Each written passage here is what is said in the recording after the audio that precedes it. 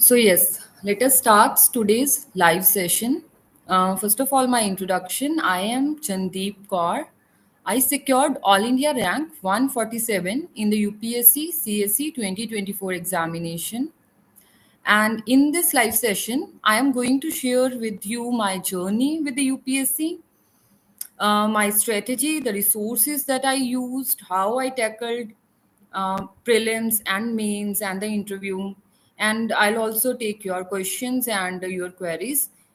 You can comment whatever query you have. So coming to my journey with the UPSC, this was my last attempt, that is sixth attempt, and when I was able to clear the UPSC examination.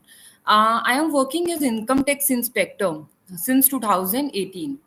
सो उससे जब मैं 2018 में मैंने income tax department join किया तो उसी time पे I also appeared for UPSC twice in 2017 and 2018 but then at that time मैंने कोई यूपीएससी मतलब प्रिपेयर करके नहीं दिया था ऐसे ही just I appeared for the examination with by basic जो सीजीएल की मुझे जीके आती थी थोड़ी बहुत उसके बाद I join the department I was happy with my job and was like I got the home posting. So I was quite content. But after 2-3 years, I realized that no, this is not where I should be. I should, if I have the potential, then again I should pursue UPSC. And also I observed कि जो lower levels होते हैं वहाँ पे there is a lot of stagnation in the career. So, and I also saw IRS officers, and this is what motivated me कि मुझे दोबारा से यूपीएससी करना चाहिए. तो 2021 और 2022 के बीच में मैंने दोबारा प्रेपरेशन स्टार्ट कर दी. तो मेरा 2022 में जो अटेम्प्ट था that was first serious attempt. In that attempt I was able to clear the prelims. उस टाइम पे फिर मेरा मेंस नहीं हुआ. 2023 में I clear the prelims again, mains नहीं हुआ. एंड 2024 में मेंस हुआ फर्स्ट टाइम और उसी टाइम पे इंटरव्यू कॉल फर्स्ट टाइम आई. So I was able to secure rank in my last attempt. Yes, I will share all my strategies and then I will take your queries. सो मेरी जो strategy है basically I think कि वो जो working professionals हैं उनके लिए ज़्यादा यूजफुल होगी. बट जहाँ जो लोग घर से प्रिपेयर कर रहे हैं, जो कोई फाउंडेशन कोर्स नहीं ज्वाइन कर सकते, तो उनके लिए I will share all the resources that I use. मुझे घर पे बैठ के बहुत टाइम लगा रिसोर्सेज को कंसोलिडेट करने में और सिलेबस को पूरा कैसे करना है कम रिसोर्सेज में ये चीज़ें फाइंड आउट करने में. But now I think I have the list and I hope कि ये किसी को अगर यूजफुल हो then you can use it. Otherwise I would also give a disclaimer that किसी भी टॉपर की कोई भी स्ट्रेटेजी है या रिसोर्सेज है, you are not suppose to follow that blindly. आपको खुद की strengths and weaknesses where you are you have to find out that and then आप रेफरेंस ले सकते हैं टॉपर्स के स्ट्रेटेजीज से, उनके मटेरियल से. बट देन हर किसी को अपनी जो भी स्ट्रेटेजी है वो they have to make it on their own. So पहले आते हैं प्रीलिम्स पे. मैंने अपनी जर्नी में जो प्रीलिम्स है और मेंस है, वी नो कि उनका सिलेबस ऑलमोस्ट ओवरलैप करता है in especially in the GS. But मैंने फिर भी दोनों की स्ट्रेटेजी एंड जो मैंने नोट्स थे उनको सेपरेट रखा. ज़्यादातर जीएस में मैंने दोनों के नोट्स को सेपरेट रखा, स्पेशली जीएस 2 में और जीएस 3 में. जीएस 1 में because there is a lot of syllabus, तो I use to refer to my prelims notes only. But बाकी के मैंने नोट्स प्रीलिम्स के पॉइंट ऑफ व्यू से बनाए थे और मेंस के मैंने मेंस पॉइंट ऑफ व्यू से बनाए थे. So firstly coming to the prelims. Prelims में हमें लगता है कि कुछ भी यूपीएससी आस्क एनीथिंग, राइट, कि anything under the sun can be asked, right. But even if anything under the sun is asked, what is in our hands, right, what we are suppose to do. तो हमें मतलब we can not read each and everything, we can not have each and every knowledge. But हमें पता है कि अगर हम UPSC का सिलेबस पूरा करते हैं तो यूपीएससी इज डूएबल. ठीक है, it's not like some rocket science. UPSC में प्रीलिम्स में क्वेश्चंस भी ऐसे पूछे जाते हैं which you can solve with a lot of common sense, right? If you have finished your syllabus, तो आप अपनी common sense अप्लाई करते हो, अपनी नॉलेज को अप्लाई करते हो, अपने कॉन्सेप्ट्स को अप्लाई करते हो, तो because cut off is never like more than 100 in the last 7-8 years I have seen, तो आपको तो 50% मार्क्स ही लेने हैं। तो जो आपका सिलेबस है, if you are able to complete that, तो then you will be able to score good marks in the prelims, at least cut off तो आपका हो जाएगा। तो पहले कट ऑफ हमें जीएस के सिलेबस को we should divide it in the 6-7 manageable parts, ठीक है। So this is what I did कि सिलेबस बहुत वास्ट है, बट उसको उसको वी हैव टू कंपार्टमेंटलाइज। तो हमारी 6-7 ही कुछ मोटे मोटे सब्जेक्ट हैं जीएस के, एंड उन्हीं में हम सारा सिलेबस को डिवाइड कर लेंगे। For example history, geography, economy, polity, environment, science and tech, and something like international relations, ठीक है। This is how we are going to divide the syllabus. उसके बाद जो भी करंट अफेयर्स आ रहे हैं वो भी इसी में से आ रहे हैं, राइट। जो भी क्वेश्चंस पूछे जा रहे हैं वो इन्हीं सब्जेक्ट्स में से आ रहे हैं कहीं ना कहीं से।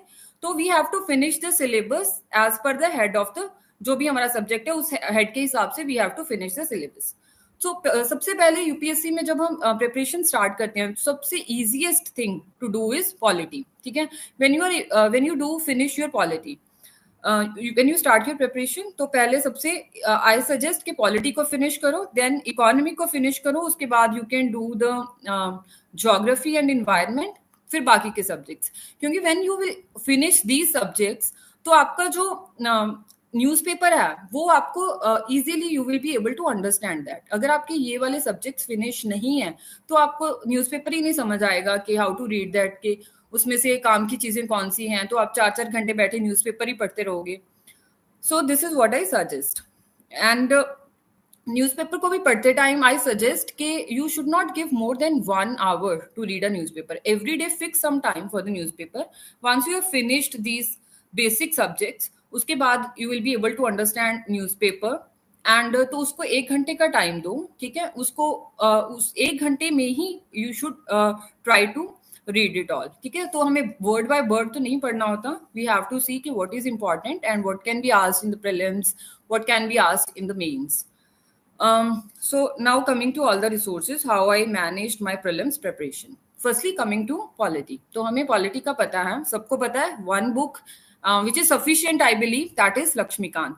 अभी भी polity की जो मैंने इस साल का पेपर देखा था, so most of the questions were solvable, वो polity की लक्ष्मीकांत की बुक से, ठीक है। But what you have to do is कि उसको you have to revise it multiple times, right? जैसे बिफोर द प्रीलिम्स आपकी 4-5 बार रिवीजन हो जानी चाहिए, एंड जैसे जैसे आपके अटेम्प्ट्स बढ़ते रहते हैं, so in every attempt you should be able to revise it एटलीस्ट 4-5 टाइम्स। तो तभी वो उसकी कंसेप्चुअल क्लैरिटी रहती है, तभी क्योंकि there are facts also in that which are asked, minute details are asked in the UPSC. For example, इस बार लोकपाल में UPSC has asked minute details, so वो भूल जाती हैं चीजें, right? पंचायती राज सिस्टम में भी there were minute details, so if you won't revise it you will forget these things. So for polity I will suggest कि Laxmikanth is the best resource. And then आते हैं पॉलिटी के करंट अफेयर्स। सो पॉलिटी के current affairs में sometimes तो UPSC just picks the questions from the newspaper, कि कुछ चीज न्यूज़पेपर उस टाइम पे होती है, उस टाइम पे न्यूज में होती है, so UPSC can pick that question from there. So newspapers we are reading every day. Other than that, we should combine the current affairs of the polity with the static portion. क्योंकि आप देखोगे कि polity के current affairs में जो भी आप current affairs की पीडीएफ्स देखोगे, तो मोस्ट ऑफ दोज पीडीएफ्स बहुत ज्यादा जो अपना स्टैटिक है वही रिपीटेड होता है। तो अगर आप उसको करंट अफेयर्स को कंबाइन कर लोगे, so it will be easily हो जाएगा आपसे कि करंट अफेयर्स आपको अलग अलग से फॉलो नहीं करने पड़ेंगे, आपको एक फ्लो भी बन जाएगा, चीजें रिटेन भी हो जाएंगी और करंट के साथ कनेक्शन भी हो पाएगा, and you will be able to somewhat predict the questions as well. For example पिछले साल से गवर्नर वाला इशू काफी ज्यादा हाईलाइटेड था, every day it was coming in news, तो वी सॉ कि इस बार यूपीएससी ने प्रीलिम्स में गवर्नर पे काफी क्वेश्चंस पूछे हैं। So this is how you are going to connect the things, right? But static is most important क्योंकि we keep running behind the current affairs all the time कि ये PDF पढ़ लें, वो PDF पढ़ लें, but अगर आपके basic strong होते हैं, so you are able to connect the current affairs with the static, and आपकी कंसेप्चुअल क्लैरिटी है जो और ज्यादा स्ट्रांग होती है, एंड फिर आप इंटेलिजेंस गेसिंग कर पाते हो, क्वेश्चंस को सॉल्व करते हो, तो आपकी जो स्किल्स हैं they also become polished, right? And then the second portion is of economy. Polity के बाद आई वुड सजेस्ट कि आपको इकोनॉमी करनी चाहिए, क्योंकि पॉलिटी से भी 13 से 20 तक क्वेश्चंस आते हैं, इकोनॉमी से भी इतने क्वेश्चंस आते हैं। तो इकोनॉमी के लिए मैंने एक रिसोर्स जो फॉलो किया वो थी मृणाल सर की, जो पीसीबी की पीडीएफ आती है, ठीक है। एंड आई वुड सजेस्ट कि वो it's bulking, yes it is, and sometimes वो थोड़ी बोरिंग भी लगती है, क्योंकि उसमें बहुत ज्यादा फैक्चुअल इन्फॉर्मेशन होती है, बट वी सी के UPSC ask the factual information, right? मुझे ये वाली चीज मृणाल सर की जो पीसीबी है वो इसलिए भी अच्छी लगती थी क्योंकि उसमें सारी गवर्नमेंट स्कीम्स कवर होती थी, कुछ इंटरनेशनल रिलेशंस का पार्ट भी कवर होता है सर, सारी ऑर्गेनाइजेशंस वगैरह उसमें सर ने दी होती हैं, तो क्वेश्चन सॉल्व हो जाते हैं। फॉर एग्जाम्पल इस बार ब्रिक्स का क्वेश्चन था कि कौन सी कंट्री जो है हैज बिकम द मेंबर, सो ये ऐसी चीजें मृणाल सर की वो पीसीबी में कवर होती हैं। And the other thing is कि जो उनकी विन सीरीज आती है तो उनमें हमें करंट अफेयर्स की टेंशन लेने की जरूरत नहीं पड़ती, उसमें अपना जो उस टाइम का बजट भी कवर हो जाता है, राइट? इकोनॉमिक सर्वे भी कवर होता है, उस साल के करंट अफेयर्स भी कवर होती हैं। So that was the only resource I used for economy. तो मैंने कहीं और से कोई करंट अफेयर भी इकोनॉमी के कभी नहीं पढ़े, just I use to every time I use to read the PCB, तो मैं उसका नया एडिशन जो होता था वो वाला रिवाइज करती थी। जैसे पीसीबी अगर 12 किया तो उसके बाद आई डू द पीसीबी 13 अगर सर का आ गया हो तो, सो उससे मेरे करंट अफेयर्स भी कवर हो जाते थे, एंड काफी बॉडीज वगैरह, रैंकिंग्स वगैरह, right? Everything is there in that booklet, and I would suggest कि ये बहुत अच्छी बुकलेट है इफ यू वांट। बाकी whatever you have done, right, वो आप फॉलो कर सकते हो। I am just sharing what I used and what I found valuable. And next thing is geography. तो because I was preparing from home, तो कई बार concept समझ नहीं आते हैं हमें ज्योग्राफी की। वो एनसीईआरटीज हैं 11th की, ऑल्दो वेरी गुड बुक, अभी यूपीएससी ने डायरेक्टली भी वहां से क्वेश्चंस पूछे हैं एनसीईआरटी में से, बट उसको इजी बनाने के लिए मैंने सुदर्शन गुर्जर सर के ज्योग्राफी की जो क्लासेस हैं उसके नोट्स बना लिए थे।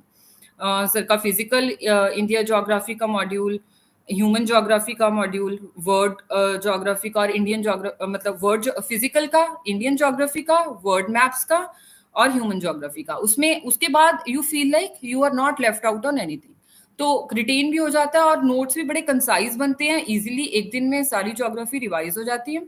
सो if anybody is preparing from home and do not know के what they should do for the geography, तो सुदर्शन गुर्जर सर का मुझे सही लगता था, so I followed it, and written भी हो जाता था बहुत इजीली। एंड सर क्लास में भी काफी रिवीजन इतनी करा देते हैं रिवर्स वगैरह की कि वो माइंड में फिक्स हो जाती हैं। एंड सिमिलरली इन्वायरमेंट के लिए भी मैंने इकोलॉजी एंड इन्वायरमेंट के लिए भी सर की सिर्फ क्लासेस ही I attended and I made notes of them, तो that was the only material I used. उसके बाद ये दोनों चीजें करने के बाद आई क्लब मैं ज्योग्राफी और इन्वायरमेंट के जो है इन दोनों को क्लब फॉर्म में ही I use to do these things के नोट, मतलब क्योंकि जो रिवर्स वगैरह होती हैं वो आपको काम आती है, नेशनल पार्क्स या wild life sanctuaries, all those things, उनको भी रिलेट करने के लिए। सो मैं दोनों को इकट्ठा पढ़ती थी, मतलब एक फ्लो में पढ़ती थी। ज्योग्राफी हो गया तो उसके बाद I use to do the ecology and environment, और उसके बाद आता है करंट अफेयर्स पार्ट। तो जो विजन की 365 सीरीज होती है, तो when I have used to cover this section, जब मैंने ज्योग्राफी का स्टैटिक कर लिया और इन्वायरमेंट कर लिया, तो उसके बाद विजन की 365 वाली PDF I used to read. तो एक तो फ्लो मेंटेन हो जाता था, कॉन्सेप्ट्स रिटेन हो जाते थे, चीजें समझ में आती थी, कनेक्ट हो पाती थी, और एक जो करंट अफेयर्स की जो हमें वो एक बर्डन सा रहता है कि करंट अफेयर है, करंट अफेयर है, करंट अफेयर है, तो वो मतलब एक तरह से स्टैटिक के साथ ही पढ़े जाते थे, तो इजीली रिटेन हो पाते थे। So this is what I used to do. बाकी इन्वायरमेंट में क्वेश्चंस हैं जो मतलब वो बड़े अनकन्वेंशनल से भी आते हैं, बड़े ऐसे से आते हैं कि ये कैसे ही होंगे।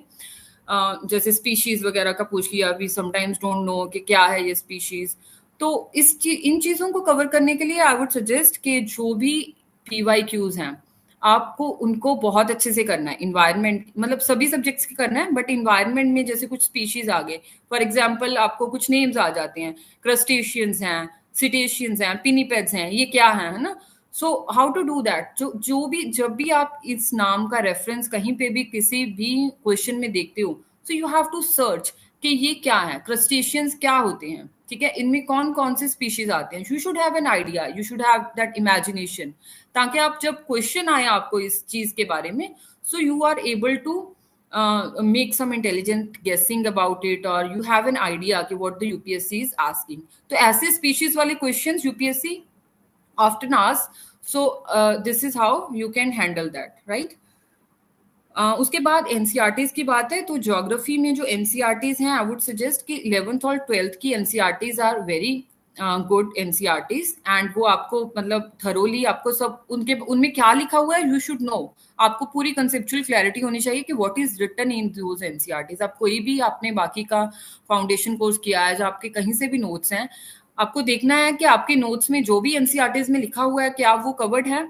So you have to go through the NCERTs once or twice or thrice, as many times as you want to, और उसमें से जो भी एक्स्ट्रा है वो आपको अपने नोट्स में ऐड कर लेना। And then comes the history part. तो हिस्ट्री में से भी हमें 15 क्वेश्चन से 20 क्वेश्चन आते रहते हैं, राइट। इस बार मॉडर्न में से ज्यादा थे, कई बार एंशियंट और मेडिवियल में से आते हैं। तो हिस्ट्री में हमारे पास 4 पोर्शंस हैं। What are 4 portions? We have the modern history, we have the ancient, we have the medieval, and then we have the art and culture. So art and culture हमें लगता है कि बहुत ही बड़ा पार्ट है, राइट। तो somebody is asking कि आप गए थे दिल्ली कोचिंग लेने। सो यस, नो, मैं दिल्ली कोचिंग लेने नहीं गई थी। I was a working professional, तो मैं घर पे ही तैयारी कर रही थी। I did not have the time for any foundation course. तो आई वाज जस्ट मतलब जहाँ से भी मुझे कई रिसोर्सेज लगते थे जो इजी वे में हो पाते थे, so I use to take the online help, but I never went for any offline coaching. हाँ, मतलब रिसोर्सेज मैंने यूज किए हैं from here and there, from various online coaching material, वो मैंने यूज किया है, and I am sharing everything कि मैंने क्या क्या यूज किया है, right. So geography, we were on the history part. तो हिस्ट्री में we have the four portions, ancient, medieval and modern and the art and culture. तो मॉडर्न के लिए हम सबको पता है we have the spectrum as a resource, right. Spectrum को आपको कैसे पढ़ना है, मतलब स्पेक्ट्रम इज 700-800 पेजेस की बुक है, तो यू कैन रीड, मतलब बल्कि लगती है, और एक बार में उसमें इतनी ज्यादा वो होती है, डिटेल होती है, इतने ज्यादा फैक्ट्स होते हैं, याद नहीं रहते। तो आपको क्या करना है कि जो पहली रीडिंग कर रहे हो, तो यू शुड नो कि आप एक दिन में कितने पेजेस पढ़ सकते हो। फॉर एग्जाम्पल, अगर आप 50 पेज पढ़ सकते हो, 40 पेज पढ़ सकते हो, सो डिवाइडेड कि मुझे 20 डेज में स्पेक्ट्रम कंप्लीट करनी है, I will read 50 pages, 40 pages a day. This is how your first reading will be completed. जब तक फर्स्ट रीडिंग कंप्लीट नहीं करोगे तो हिस्ट्री की पूरी समझ नहीं आएगी। फर्स्ट रीडिंग में you don't need to make any notes और एनीथिंग अबाउट इट, क्योंकि पहले आप एक बार जब पढ़ लोगे, उसके बाद जब रिवाइज करोगे तो आपको ज्यादा अच्छे से स्पेक्ट्रम समझ आएगी, राइट। मेंस के लिए I will share, somebody has written कि मेंस के लिए मैं पहले प्रीलिम्स की स्ट्रेटेजी शेयर कर रही हूँ, उसके बाद I will share all the book list whatever I did for the mains as well, right.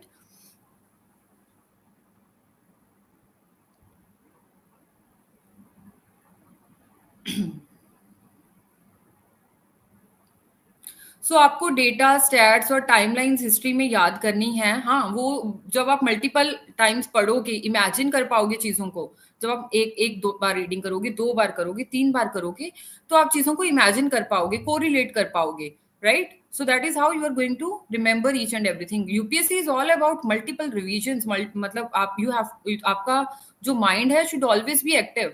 अगर आपने आज कुछ न्यूज में पढ़ा है और कुछ भी, कोई भी चीज है, this should activate your mind. आपने मान लो कोई यूनेस्को की कोई लिस्टिंग में कोई भी वर्ल्ड हेरिटेज साइट आ रही है, आपने पढ़ी, तो आपके दिमाग में उसी टाइम पे ये चीज स्ट्राइक होनी चाहिए कि स्टैटिक में वो चीज कहाँ पर थी, ठीक है, वो किस पीरियड में बनी थी। You should revisit your static resources for that. तो यूपीएससी प्रिपरेशन में मोस्ट इंपॉर्टेंट थिंग इज कि आपका दिमाग शुड बी ऑलवेज एक्टिव। जब भी आप कुछ पढ़ रहे हो तो आप उसको just, you can not just read that,